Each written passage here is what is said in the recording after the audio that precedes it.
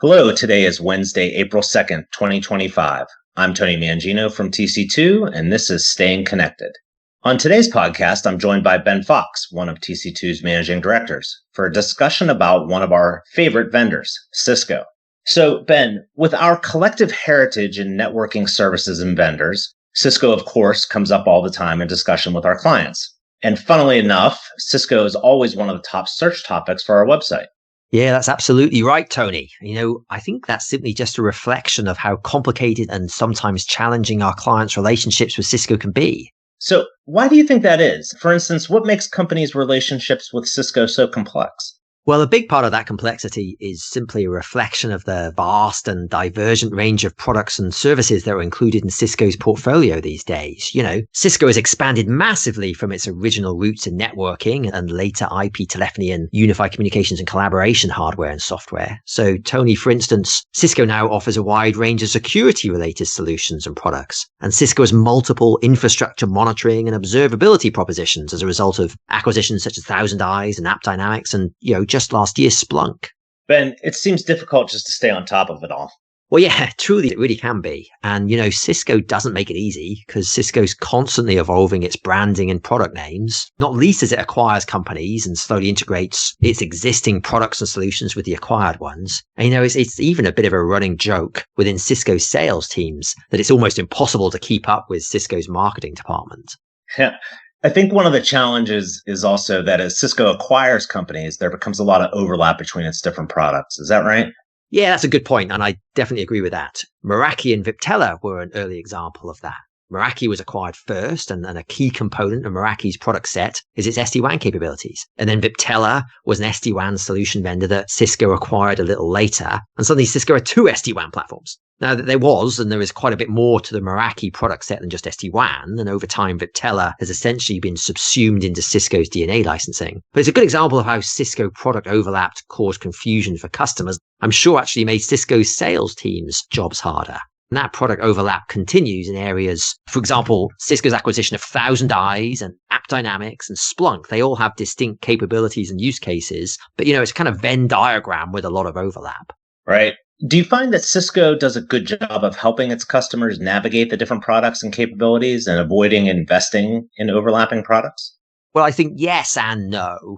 I think the Cisco account and the sales teams, they definitely work hard to bring the right product-specific SMEs to bear in discussions with their customers. But I think those product-specific SMEs are just that. They're experts in their own specific product towers. I think it's much harder to find Cisco SMEs that span multiple products and can provide truly in-depth and holistic advice across those overlapping products. So customers end up having to work out that piece for themselves a lot of the time. Yeah, I suppose there is also pressure for individual product teams to sell their own products. And so there's little motivation to identify that overlap with other existing Cisco products that customers might have. Well, I would never be quite so cynical, Tony, but of course, as soon as Cisco acquires these companies and these solutions, they definitely start working very hard to sell them into existing customers. And, while the idea is that the different products are complementary, no one is proactively talking about the overlap with the customer's existing Cisco products and solutions. So that's a good overview of how dealing with Cisco is complicated, simply because Cisco sells a wider range of complicated IT products and solutions. But one of the other primary challenges that our clients reach out to us about is pricing. Well, yeah, they certainly do. And Cisco, like pretty much all software companies, and by the way, Tony, let's not forget that Cisco is largely a software company now. Like all software companies, they aim to increase their prices year over year. And that can come as a bit of a shock to our customers in a couple of ways. So firstly, purchases of network services are kind of used to the Moore's law effect, where effectively you could always get more for your money on a year-over-year basis. You get more bandwidth and more computing power, more wireless data usage, whatever it may be. So any renewal negotiation in network and telecom was almost always about targeting price reductions, even though in reality the reductions were generally reinvested in buying more bandwidth or more computer power or more data allowances, whatever it may be. And secondly, inflation was simply very low for many years. And so the effective inflation on network services was generally completely masked by that Moore's law effect.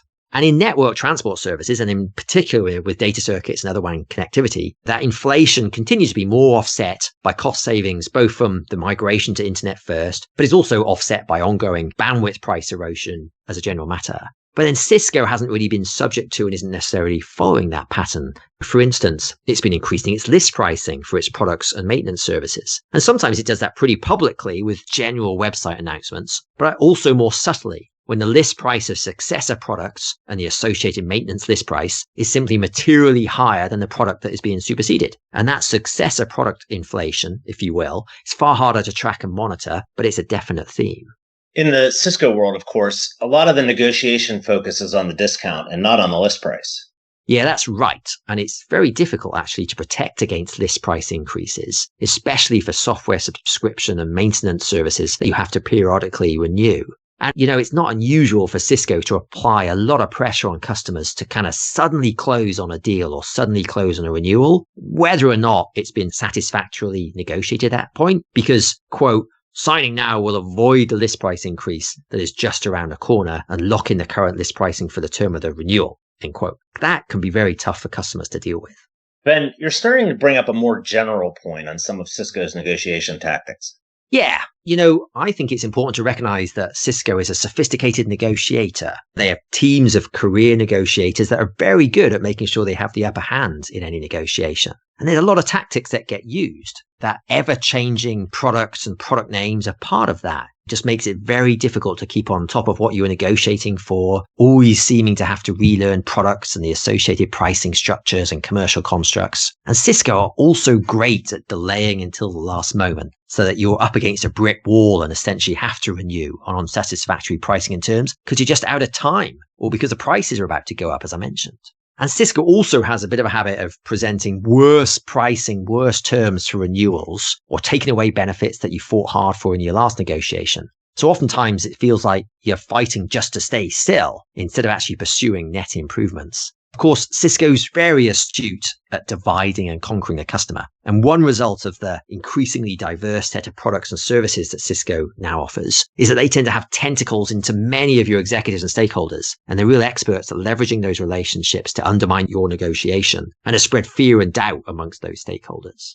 Ben, I know you personally spend a lot of time negotiating with Cisco. So how do you counter all of that?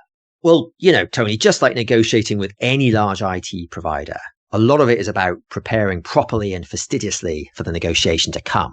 So, for instance, knowing your entire relationship with Cisco, which in a world where a lot of the spend can be through resellers, is often not easy to get your arms around. But it's about having a holistic negotiation that reflects and leverages all of your spend with Cisco and not letting Cisco negotiate with you piecemeal. So Cisco's preference, of course, is to just negotiate individual products, individual renewals on their own when they come up. So you can't leverage any wider spend or other services. And when you do that, you end up stuck in a perennial cycle, if you will, of piecemeal Cisco negotiations. So having a comprehensive negotiation where everything is addressed together is so much more effective.